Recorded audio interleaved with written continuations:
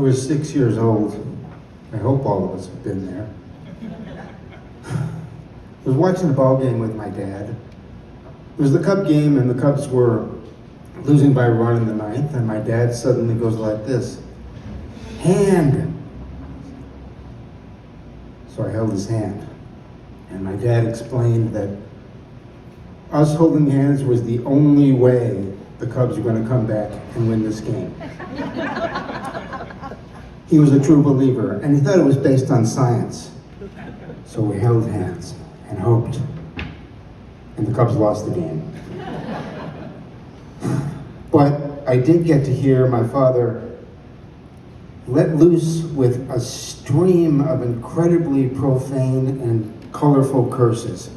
I was a very sensitive, impressionable 6-year-old, and I thought that was great. A few weeks later, we tried the same thing again. We held hands, and the Cubs won the game. And my dad and I were jumping up and down, screaming, dancing, hugging each other, and then stop. My father looked at me and he said, "Whatever you do in this life, Dan, always listen to your old man."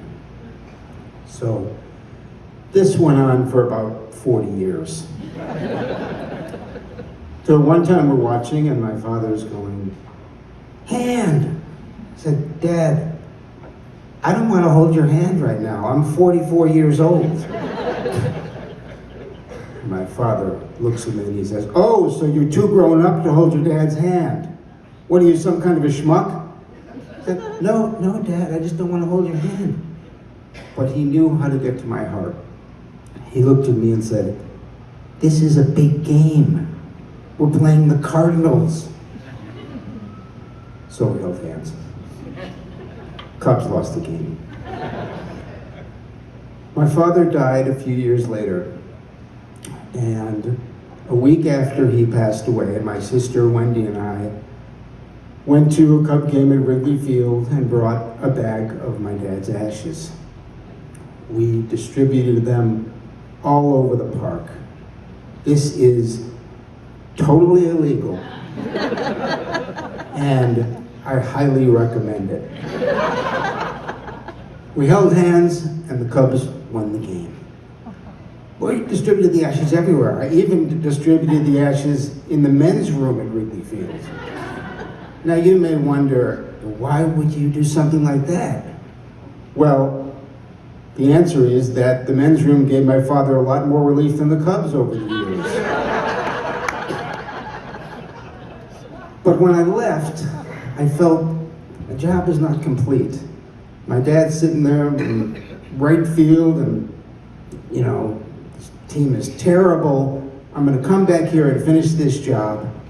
The Cubs ever win the pennant or the World Series. The team was terrible for the next few years. And then I'm watching a game in August of 2015. The Cubs are playing the Dodgers on Sunday Night Baseball. And the Cubs pitcher, Jake Arrieta, has a no-hitter going, ninth inning. And I go to the head of the stairs and I say, "Kids, I need you." And my kids come downstairs and go, "What's up, Dad?" I said, "Hand!" So we held hands, and the Cubs won the game. It was magic. Of course, I said to my kids, "Whatever you do, listen to your old man, okay?" So it's about 14 months later, and the Cubs have a game against the Los Angeles Dodgers on a Saturday night in October. If they win the game, they're going to win the pennant for the first time in 71 years. And I have a ticket to the game, me and my friend Mike, because we've been talking about this and saving for it since we're about 16. I knew what to do. I went to the dresser drawer in the bedroom, opened it up, and from left to right, you had socks, underwear, and a bag of Dad's ashes. I did a 7-mile walk to Wrigley Field, kind of a baseball pilgrimage.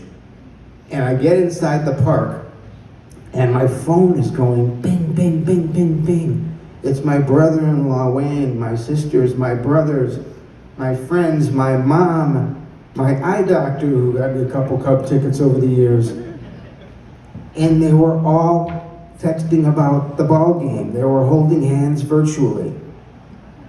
And the Cubs won the game and the pennant. And there was an emotional hush around Wrigley Field.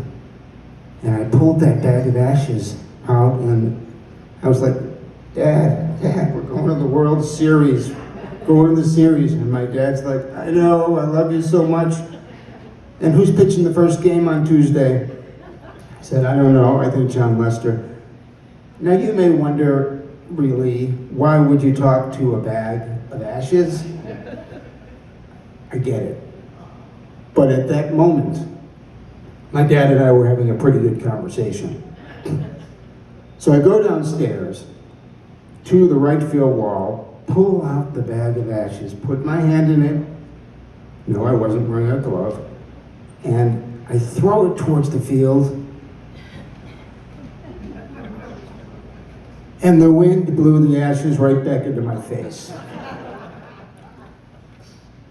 And I'm thinking, while I'm trying to peel it off my face, I'm thinking, I knew my dad and I were close, but not this close. But my father taught me never to give up.